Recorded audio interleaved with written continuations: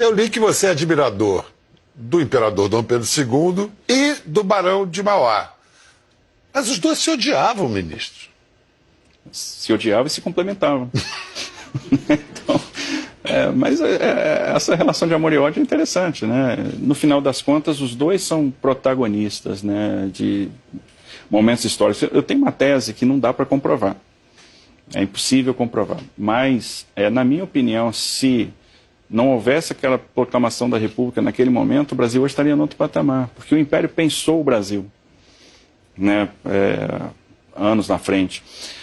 A gente está hoje fazendo a transposição de São Francisco. A transposição de São Francisco foi pensada no segundo reinado, foi pensada na gestão de Pedro II. E, inclusive, o traçado que foi imaginado naquela época é parecidíssimo, quase coincidente com o traçado de hoje.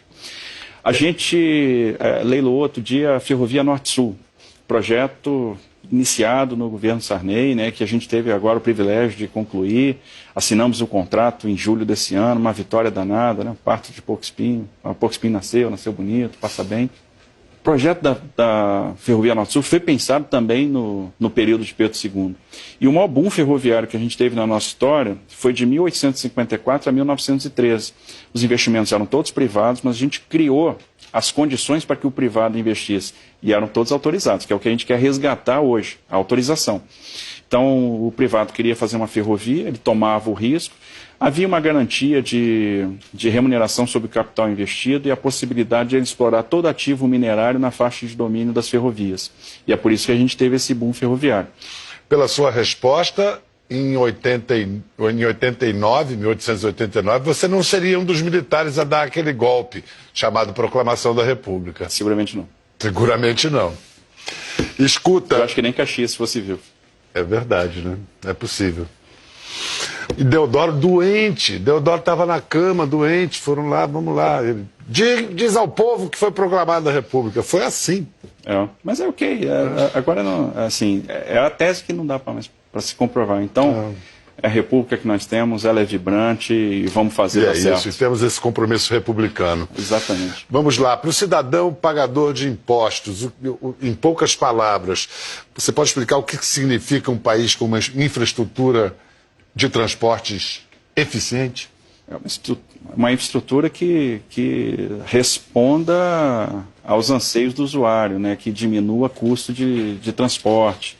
Então vamos botar em números, em comparação. Se a gente diz assim que os países escandinavos, a Alemanha, os Estados Unidos, têm nota 10 na infraestrutura de transporte. Que nota tem o Brasil em comparação? Talvez uma nota 5, uma nota 4.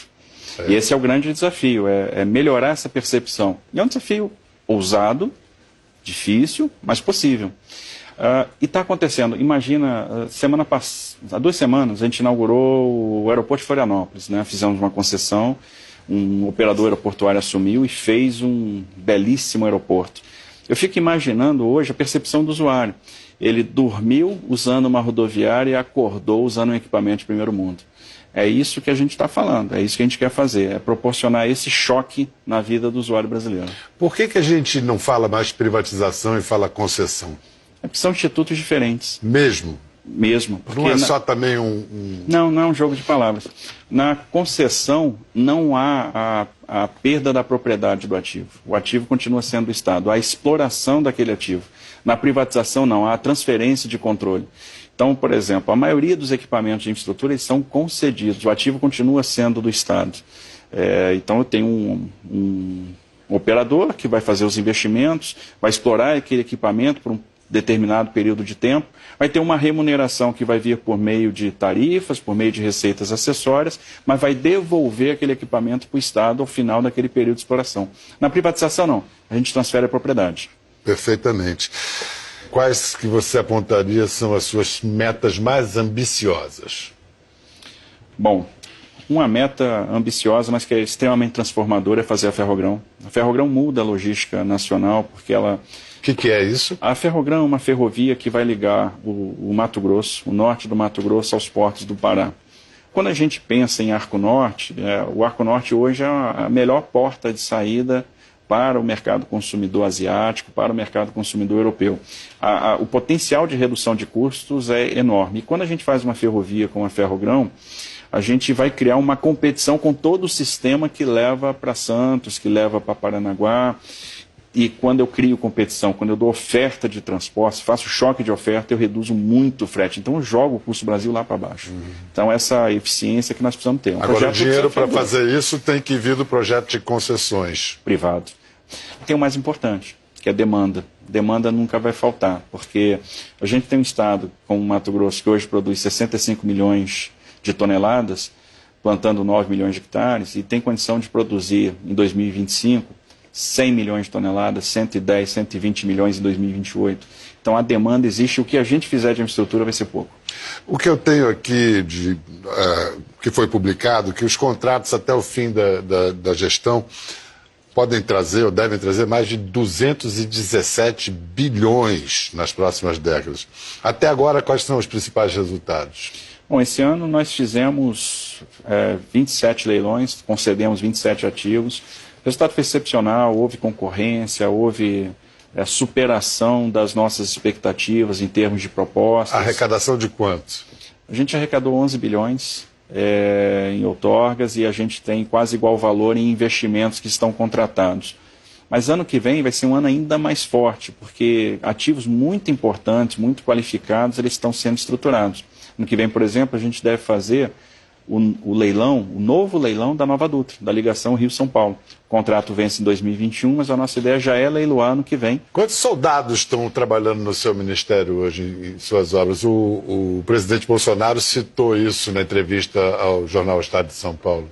A gente deve ter uns 1.000 soldados trabalhando nas frentes de obra que nós temos hoje com o Exército. Funciona bem isso? Muito bem.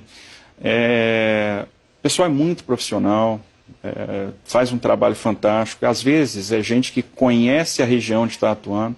Nós estamos fazendo a pavimentação da BR-163 Pará. É a Cuiabá-Santarém, né? E no início, a gente se acostumou ao longo dos anos de ver, principalmente no período do inverno, e assim, o período do inverno é o período da safra. É quando a safra está subindo. E aquela lama. Trechos não pavimentados, aquela lama, e onde tem lama tem atoleiro. E o que acontece? O caminhoneiro vem, aí ele não consegue passar, ele atola, o outro tenta passar, atola também, daqui a pouco ele bloqueia a pista, bloqueia a praça de trabalho, e ninguém chega e fica aquela fila enorme. Esse ano, no Carnaval, a gente tinha 50 quilômetros de fila de caminhão. Eu, conversando com os caminhoneiros, eu fiz uma promessa para eles, disse, olha, nunca mais vocês vão passar por isso. Ano que vem não vai ter atoleiro aqui. E faltam 10 quilômetros só para a gente concluir a pavimentação. O resultado de hoje, o Exército está fazendo um trabalho belíssimo e tem que saber trabalhar lá, porque é um local difícil de trabalhar, porque você tem 4 meses de janela por ano. Você não faz pavimentação na chuva, chove muito tempo, então a gente tem que aproveitar bem a janela de seca. Faz muito sentido usar o Exército e como tem muita coisa a ser construída, tem espaço para todo mundo. É um espaço pequeno, mas a gente está dando obras de relevância e o Exército está treinando o pessoal dele ali.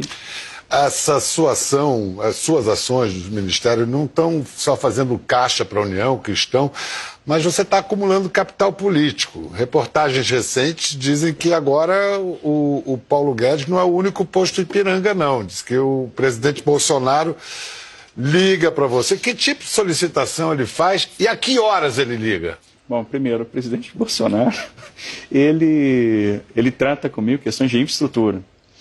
O problema é que ele não tem horário, ele manda mensagem às 4h30 da manhã. O presidente não dorme. Continua com insônia o presidente. Ele dorme muito pouco, né? Porque às vezes ele manda, a última mensagem ele manda meia-noite e a primeira 4h30. Então, ele dorme muito pouco. E 4h30 é aquela hora que você acabou de dormir. Esse é o problema. Aí você olha assim, responde agora ou não. Esperar mais um pouquinho, né? 7 horas eu respondo. Presidente, dá um tempo, né? Tudo bem. Aí, mas ele é compreensível, ele é um cara muito bacana. Então, as solicitações então são de natureza técnica, informação sobre... Ele é muito preciso nas recomendações, porque ele tem um feeling muito aguçado. Ele é um cara de muito insight. E ele dá sempre assim, uma orientação muito segura. O Guedes é o nosso posto Ipiranga, é um cara sensacional, um cara que eu aprendo muito. Então eu tenho o privilégio de estar fazendo parte de um time e é verdadeiramente um time, é um time muito unido, muito fechado, muito coeso, que sabe onde quer chegar, que acredita na proposta, e eu fico às vezes ali calado, ouvindo, aprendendo. Mas qualquer time, por mais unido, às vezes até é saudável que haja diferenças. Por exemplo, o que se diz é que você foi um apoio fundamental para derrubar a volta da CPMF. Isso é verdade? Não. Na verdade, não. Mas você era contra a volta da CPMF? Não, eu sou muito humilde nesse ponto. Eu acho que quem fala de economia é o Paulo Guedes. Ele entende muito. Então, o que eu faço quando eu estou com ele é escutar, é aprender. Não, o que eu queria dizer é que é comum, saudável, que haja visões diferentes dentro do governo. O contraditório é muito legal, né? A gente cresce no contraditório, isso é importante. Vamos ver a foto da posse do Ministério para ver onde é que você se colocava ali. Entre o defenestrado ministro da Educação, Vélez Rodrigues, e Ernesto Araújo. Quem organiza esses negócios é o cerimonial de Itamaraty, né? E eles são extremamente rígidos, né? Eu digo que a carreira da diplomacia é mais parecida com a carreira militar. Então eles sempre levam em consideração a antiguidade das pastas para o posicionamento dos ministros. Sim, mas a coincidência que ocorreu ali é que você está entre dois representantes do grupo ideológico. E qual a sua ideologia? O pragmatismo? Brasil. Eu penso Brasil. Eu quero ver o Brasil grande. Essa é a minha ideologia.